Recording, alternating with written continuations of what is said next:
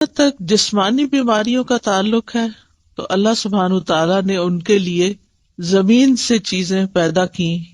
جن میں انسان کے لیے شفا رکھی، اور جہاں تک روحانی بیماریوں کا تعلق ہے تو اللہ سبحانہ تعالیٰ نے ان کی شفا کے لیے قرآن نازل کیا۔ بہرحال کوئی بیماری ایسی نہیں کہ جس کے لیے اللہ نے دوا نہ اتاری ہو۔ اسی سلسلے کی یہ حدیث ہے، ان ابی ہریرہ رضی اللہ عنہ عن النبی صلی اللہ علیہ وسلم قال ما انزل اللہ داء الا انزل له شفاء، کتاب الطب۔ ابو ہریرہ رضی اللہ عنہ نبی کریم صلی اللہ علیہ وسلم سے روایت کرتے ہیں، آپ صلی اللہ علیہ وسلم نے فرمایا، اللہ نے کوئی ایسی بیماری نہیں اتاری جس کی دوا نہ اتاری ہو۔ ما انزل اللہ داء، یعنی اللہ نے جو بھی کوئی بیماری پیدا کی ہے اس کے لیے شفا کا سبب بھی پیدا کیا ہے، یعنی جسمانی بیماریوں کے لیے بھی اور روحانی بیماریوں کے لیے بھی، یعنی کوئی بھی بیماری ایسی نہیں۔ ما انزل اللہ داء الا انزل له شفاء، مگر یہ کہ اس کی شفا بھی رکھی ہے اللہ نے۔ تو چونکہ اللہ سبحانہ تعالی نے آسمانی اسباب کے ذریعے بیماری کی شفا کو پیدا کیا تو اس کے لیے اتارنے کا لفظ آیا ہے، انزلہ، اتارا۔ انزال کے کئی ایک معنی علماء نے یہاں پر کیے ہیں۔ ایک قول یہ ہے کہ اس کے اتارنے سے مراد یہ ہے کہ اللہ نے اپنے بندوں کو اس کے متعلق آگاہ کیا ہے، یعنی خبردار کیا ہے، بتایا ہے۔ ایک اور قول یہ ہے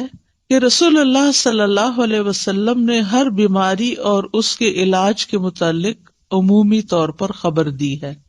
یعنی بیماری بھی ہے، اس کی بھی خبر دی، اور علاج بھی ہے۔ ایک قول یہ بھی ہے کہ ان دونوں کے اتارنے سے مراد ان کو پیدا کرنا ہے اور ان کا زمین میں رکھ دینا ہے، یعنی جیسا کہ حدیث میں اس خبر کی طرف اشارہ ہے کہ اللہ نے جو بیماری رکھی اس کے لیے علاج بھی رکھا، یعنی زمین پر رکھا۔ اور ایک اور قول یہ ہے کہ ان دونوں کے اتارنے سے ان کا فرشتوں کے ذریعے اتارنا مراد ہے، وہ فرشتے جو انسانی مخلوق کے نظام کے ساتھ مقرر کیے گئے ہیں، تو بیماری اور اس کا علاج فرشتوں کے ساتھ نازل کیا جاتا ہے۔ اور ایک قول یہ بھی ہے کہ اکثر بیماریاں اور ان کے علاج بارشوں کے اتارنے کے ذریعے سے ہوتے ہیں، جن سے غذائیں اور دوائیں اور دیگر چیزیں پیدا ہوتی ہیں، یعنی بارش اترتی تو زمین بہت کچھ اگاتی ہے، تو پھر اس میں بعض اوقات کچھ زمینیں ایسی ہوتی ہیں یا کوڑے کے ڈھیر ایسے ہوتے ہیں کہ جن پہ بارش پڑتی ہے تو وہاں سے جراثیم پیدا ہو کر بھی فضا میں پھیلتے ہیں، وہ بھی بیماریوں کا سبب بنتے ہیں۔ اسی طرح اچھی زمینوں پر جب بارش پڑتی ہے تو اچھی غذائیں پیدا ہوتی ہیں جو بندوں کو صحت مند رکھنے میں کام آتی ہیں، اور انہی میں پھر جنگلوں کے اندر ایسی جڑی بوٹیاں پیدا ہوتی ہیں کہ جن سے علاج کیا جاتا ہے۔ تو بہرحال دونوں چیزیں مقدر ہیں، اللہ کی تقدیر میں سے ہیں، اور یہ اللہ سبحانہ تعالیٰ کی مخلوق پر ایک مکمل مہربانی ہے کہ اگر اللہ تعالیٰ نے انسان کو بیماری کے ذریعے آزمایا ہے تو اس کے علاج کے لیے یا حل کے لیے اللہ نے دوائیں بھی پیدا کی ہیں۔ جیسے انسان اگر گناہ کے ذریعے آزمایا جاتا ہے، یعنی نفس کے کسی شر کی وجہ سے یا شیطان کی وجہ سے وہ آزمائش میں ہے، تو اللہ سبحانہ تعالیٰ نے ایسے اعمال بھی بتائے ہیں کہ جو گناہوں کو مٹانے کا سبب بنتے ہیں، جیسے استغفار وغیرہ ہے۔ اسی طرح ایک اور حدیث سے ہمیں یہ بھی پتہ چلتا ہے کہ سال میں ایک رات وبا اترتی ہے، اور یہ صحیح مسلم کی روایت ہے۔ نبی صلی اللہ علیہ وسلم نے فرمایا کہ برتن ڈھانپ دیا کرو اور مشکیزوں کے منہ باندھ دیا کرو، کیونکہ سال میں ایک رات ایسی بھی آتی ہے جس میں وبائیں اترتی ہیں اللہ کے اذن کے ساتھ، اور وہ ایسے برتن پر جسے ڈھانپا نہ گیا ہو یا وہ مشکیزہ جس کا منہ نہ باندھا گیا ہو اس پر سے گزرتی ہیں تو اس میں وہ داخل ہو جاتی ہیں۔ مثلاً پینے کی کوئی چیز رکھی ہوئی ہے، رات بھر ننگی رہی ہے اور اس میں وہ وبا داخل ہو چکی ہے، بیماری داخل ہو چکی ہے، اور صبح ہم اٹھتے ہیں اور بغیر بسم اللہ پڑھے اس کو پی جاتے ہیں تو بیماری جسم کے اندر چلی جاتی، پھر ایک بندے کے اندر جراثیم آتے ہیں تو وہاں سے وہ دوسرے کو لگ جاتے ہیں، تیسرے کو لگ جاتے ہیں، اور پھر وہ بیماری بہت سو تک پھیل جاتی ہے۔ تو بہرحال بیماری بھی اللہ کے اذن سے ہی آتی ہے، اور ہمیں اس معاملے میں احتیاط بھی کرنے کی ضرورت ہے، اور دوا اور علاج کی بھی ضرورت ہے۔ تو دا کا مطلب ہے حسی بیماری اور جسمانی بیماری اور روحانی بیماری، یعنی بیماریاں دونوں طرح کی ہوتی ہیں، اور دونوں طرح کی بیماریوں کے لیے علاج کرانا ضروری ہے۔ یعنی بعض اوقات ہم جسمانی بیماریوں کے لیے تو علاج کر لیتے ہیں، لیکن اگر کسی کو کوئی روحانی بیماری ہے تو اس کا علاج نہیں کرتے، اور اس کو ہم بیماری نہیں سمجھتے۔ بعض اوقات جن بھوت کا اثر سمجھتے ہیں، بعض اوقات دوسرے کو کہتے ہیں ایسے ہی بہانے بنا رہا ہے، لیکن اس کو سنجیدگی سے نہیں لیتے اور اس کا پراپر علاج نہیں کرتے۔ اسی طرح یہ ہے کہ انسان کا دل بھی بیمار ہوتا ہے، یعنی جو روحانی بیماریاں ہیں یا قلبی بیماریاں ہیں، ان میں انسان کا دل بھی بیمار ہوتا ہے، اور دل کی بیماری دل کا ٹیڑھا ہونا ہے، اور اس کو اللہ کے دین کی طرف لانا ہی اس کو معتدل کرنا ہے اور اس کا علاج ہے۔ تو دلوں کا علاج اللہ کی کتاب اور اس کے رسول صلی اللہ علیہ وسلم کی سنت کی طرف لوٹنا ہے، جیسا کہ اللہ عز و جل کا فرمان ہے، یا ایھا الناس قد جاءتکم موعظۃ من ربکم وشفاء لما فی الصدور وہدی ورحمۃ للمؤمنین۔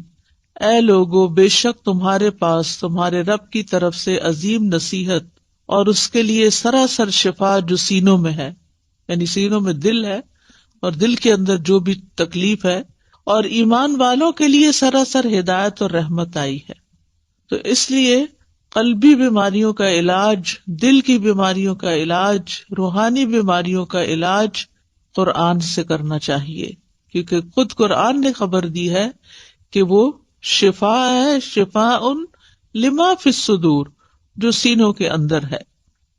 اور اللہ عز و جل کی کتاب سے زیادہ افضل کوئی چیز نہیں کہ جس کے ساتھ انسان اپنے دل کا علاج کر سکے، لیکن اس کے لیے ضروری ہے کہ اخلاص کے ساتھ اس کی قرأت کرے، اس کو پڑھے، اس میں غور و فکر کرے، اور کسی بھی قسم کا اس کے ساتھ ایک تعلق قائم رکھے۔ اسی طرح بعض اوقات پورا قرآن اگر نہیں بھی پڑھتا یا بہت زیادہ تلاوت مریض نہیں بھی کر سکتا، تو قرآن مجید سے سلیکٹڈ آیات بھی اس کو پڑھنے کے لیے دی جا سکتی ہیں۔ مثال کے طور پر آیت کریمہ جو ہے لا الہ الا انت سبحانک انی کنت من الظالمین، یہ قرآن کی ایک آیت ہے، اور اس میں یہ بھی ہے کہ کذالک ننجی المؤمنین، کہ ہم باقی مومنوں کو بھی ایسے نجات دیتے ہیں جیسے یونس علیہ السلام کو اس آیت کے پڑھنے کی وجہ سے نجات دی۔ تو اس لیے وہ ایک آیت کو بھی اگر کئی دفعہ دہراتا ہے تو اس میں کوئی حرج کی بات نہیں ہے، کیونکہ قرآن و سنت سے غم اور رنج کا علاج یہ آیت کریمہ کی شکل میں ثابت ہے۔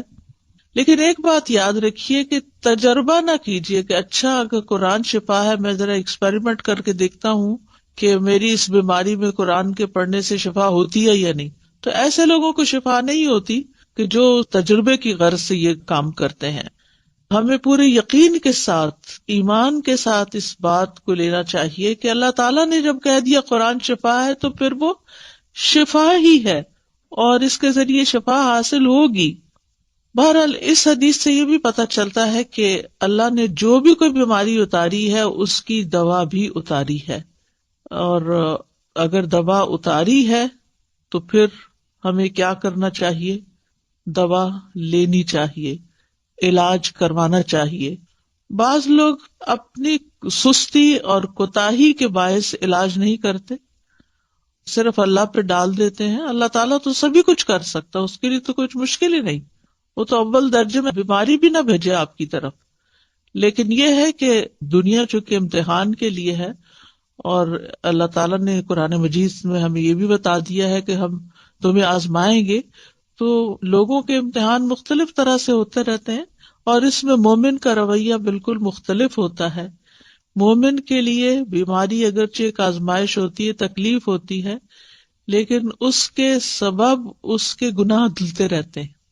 ہر پین کے بدلے، ہر تکلیف، ہر پریشانی جو جسم پر انسان کی آتی ہے آفت، اس کے بدلے اس کے گناہ دھلتے ہیں۔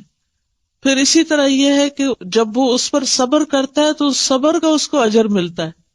ایک اور خیر آ گئی، اور یہ خاص لوگوں کی علامت ہوتی ہے، یعنی عام لوگوں کے گناہ جھڑتے ہیں، خاص لوگوں کو صبر کا اجر ملتا ہے، اور خاص الخاص لوگ جو ہیں وہ اللہ کی قضاء پہ رضا بھی رکھتے ہیں، یعنی راضی بالقضاء جب ہوتے ہیں تو ان کا اجر کئی گنا زیادہ بڑھ جاتا ہے۔ تو اس طرح مومن کے لیے ایک بیماری جو ہے وہ ایک رحمت کا باعث بن جاتی، وہ آزمائش تو ہے ہی، لیکن اس آزمائش کے اندر بھی ایک رحمت ہوتی۔ لیکن اس راضی بالقضاء ہونے کا مطلب یہ نہیں کہ انسان علاج ہی نہ کرائے، علاج ضرور کروائے، کیونکہ نبی صلی اللہ علیہ وسلم نے فرمایا اللہ کے بندو علاج کیا کرو، کیونکہ اللہ عز و جل نے جو بیماری بھی اتاری ہے اس کے ساتھ اس کی شفا بھی نازل کی ہے، سوائے موت اور بڑھاپے کے۔ موت کا کوئی علاج نہیں اور بڑھاپے کا کوئی علاج نہیں، کیونکہ اس میں انسان کی اعضاء کمزور ہو چکے ہوتے ہیں تو کوئی چیز ان کے اندر پھر سے جوانی بھر نہیں سکتی۔ لیکن اس میں بھی انسان کو حت البسا ساتھ ساتھ اپنی کمزوریوں اور بیماریوں کا علاج کرتے رہنا چاہیے، اور اس میں انسان کو مایوس نہیں ہونا چاہیے۔ اسی طرح ایک اور حدیث سے ہمیں پتہ چلتا ہے، مسند احمد کی حدیث ہے، رسول اللہ صلی اللہ علیہ وسلم نے فرمایا بے شک اللہ عز و جل نے جب بیماری کو پیدا کیا تو اس کا علاج بھی پیدا کیا، بس اس لیے علاج کیا کرو۔ تو گویا اللہ تعالیٰ کا یہ حکم ماننا جو ہے، رسول اللہ صلی اللہ علیہ وسلم کے ان الفاظ پر یقین رکھتے ہوئے علاج کروانا جو ہے، چاہے وہ تکلیف دہ ہو لیکن اس کو بھی انسان عبادت سمجھے، یعنی علاج کرانے کو بھی عبادت سمجھے کہ میں اللہ اور اس کے رسول کا حکم مان رہا ہوں، انہوں نے ہی کہا ہے کہ علاج کراؤ تو میں علاج کروا رہا ہوں۔ اب اس علاج میں جب اس کا کچھ مال خرچ ہوتا ہے یا وہ علاج کی تکلیف سے گزرتا ہے، کیونکہ بعض علاج جو ہیں وہ سرجری ہوتے ہیں، بعض علاج جو ہے وہ پینفل پروسیس سے گزرتا ہے انسان اس میں، تو وہ بھی سراسر انسان کے لیے عبادت اور اجر کا باعث بن جاتے ہیں۔ اسامہ بن شریک کہتے ہیں میں نبی صلی اللہ علیہ وسلم کی خدمت میں پہنچا تو دیکھا کہ آپ کے صحابہ آپ کی مجلس میں ایسے بیٹھے تھے گویا ان کے سروں پر پرندے ہوں، یعنی بہت باادب اور پرسکون طریقے سے۔ چنانچہ میں نے سلام کیا اور بیٹھ گیا۔ ادھر ادھر سے بدوی لوگ آئے، بدو جو دیہاتوں میں رہنے والے تھے، اور انہوں نے پوچھا اللہ کے رسول کیا ہم علاج کر لیا کریں، یعنی کوئی بیماری ہو تو علاج کریں؟ آپ نے فرمایا دوا استعمال کیا کرو، بلا شبہ اللہ عز و جل نے کوئی بیماری پیدا نہیں کی مگر اس کی دوا بھی پیدا کی ہے، سوائے ایک بیماری کے یعنی بڑھاپا۔ اچھا، بعض لوگ ہوتے ہیں وہ یہ کہتے ہیں کہ ہم نے آج تک کوئی دوا نہیں کھائی، اور اس میں بڑے فخر سے بتاتے ہیں ہمیں اگر کوئی بیماری ہو تو بس ہم صبر کر لیتے ہیں، بس دم درود سے کام لے لیتے ہیں اور بس ہمارے لیے وہی کافی ہو جاتا ہے۔ الحمدللہ یہ بھی اچھی بات ہے کہ آپ قرآن سے علاج کر لیتے ہیں اور کرنا چاہیے، لیکن اس کا یہ مطلب نہیں کہ کوئی اگر دوا کھا رہا ہے یا دوا کھانا کوئی بری بات ہے، کیونکہ نبی صلی اللہ علیہ وسلم نے کیا فرمایا ہے کہ دوا استعمال کیا کرو، تداوؤ، دوا استعمال کیا کرو۔ تو دوا کھانا جو ہے وہ کوئی غلط کام کرنا نہیں ہے، لیکن دوا سے شفا ملنا اللہ کے اذن سے ہے۔ دوا کے اندر شفا اللہ نے رکھی ہے، اللہ کے اذن سے شفا ہوتی ہے۔ کوئی یہ نہیں کہہ سکتا کہ میں نے یہ چیز کھائی تو میں ٹھیک ہو گیا، نہیں، چیز نے ٹھیک نہیں کیا، اللہ کے اذن سے ٹھیک ہو گیا، کیونکہ اللہ کا اذن اس کو ہوا کہ اس بندے کے اندر یہ کیفیت پیدا کر دے، اس کی بیماری کی اصلاح کر دے، تو علاج ہو گیا، شفا ہو گئی۔ پھر اسی طرح آپ صلی اللہ علیہ وسلم نے فرمایا علاج کروانا تقدیر کا حصہ ہے، اگر بیماری تقدیر سے ہے تو علاج بھی تقدیر سے ہے، اور یقیناً علاج اللہ تعالیٰ کے حکم سے ہی فائدہ دیتا ہے،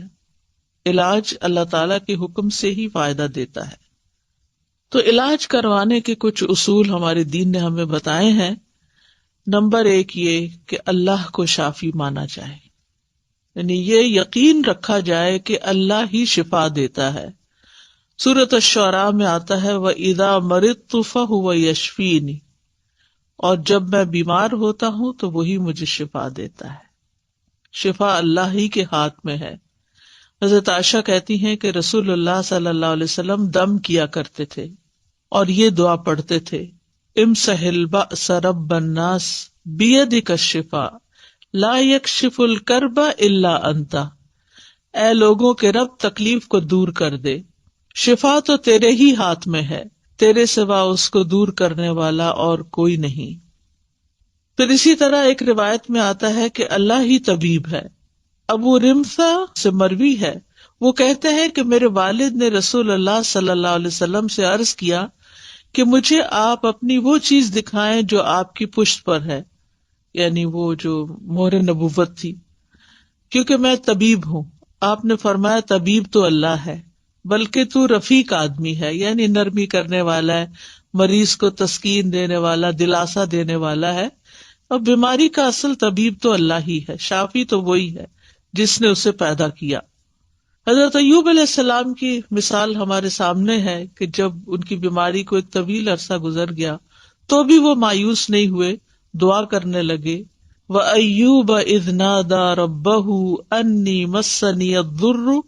وَأَنْتَ أَرْحَمُ الرَّاحِمِينَ فَاسْتَجَبْنَا لَهُ فَكَشَفْنَا مَا بِهِ مِنْ ضُرٍّ وَآتَيْنَاهُ أَهْلَهُ وَمِثْلَهُمْ مَعَهُمْ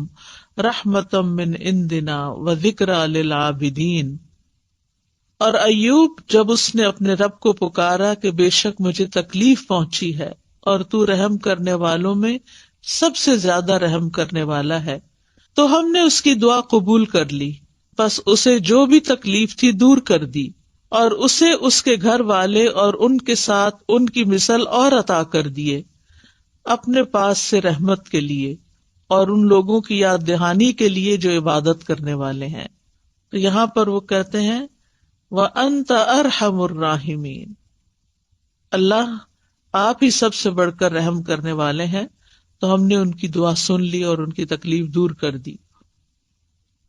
دوسری چیز یہ کہ اللہ کی کتاب سے علاج کرنا چاہیے. سورۃ بنی اسرائیل میں آتا ہے وَنُنَزِّلُ مِنَ الْقُرْآنِ مَا هُوَ شِفَاءٌ وَرَحْمَةٌ لِّلْمُؤْمِنِينَ، اور ہم قرآن کے ذریعے سے وہ چیز نازل کرتے ہیں جو مومنوں کے لیے شفا اور رحمت ہے. حضرت عائشہ سے مروی ہے کہ رسول اللہ صلی اللہ علیہ وسلم ایک مرتبہ ان کے پاس تشریف لائے تو ایک عورت عائشہ رضی اللہ عنہا کا علاج کر رہی تھی یا آپ کو دم کر رہی تھی. تو آپ نے فرمایا کتاب اللہ کے ساتھ اس کا علاج کرو، یعنی قرآن کے ساتھ کرو، رقیہ کرو اس کو. اسی طرح سنت سے علاج. انبیاء علیہ السلام کو قلبی اور روحانی ادویات دی گئی تھی. ابن قیم کہتے ہیں کہ وہ وہی جو اللہ تعالیٰ اپنے نبیوں کو کرتا ہے اس میں ایسی چیز ہوتی ہے جو لوگوں کو فائدہ دیتی ہے، یعنی وہی کے ذریعے علاج ہوتا ہے، اور اس میں وہ دوائیاں بھی ہوتی ہیں جو بیماریوں سے شفا دیتی